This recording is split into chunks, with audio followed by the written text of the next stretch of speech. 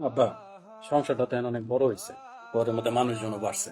আমি তাই সিদ্ধান্ত নিয়েছি আমি আপনার বৌমারে নিয়ে আলাদা হয়ে যাবো। কি বলতেছো তুমি এগুলো? তো মানুষ ঘরে কোথায়? আমরা যারা থাকার তারাই তো আছি না। তুমি আমার যে টাকা দিতে বলছো মাসে, তা তো আমি দিচ্ছি না। কিন্তু তার বাহিরে আম্বার যা লাগে, কি আম্মা আব্বা আমি তো দেই না।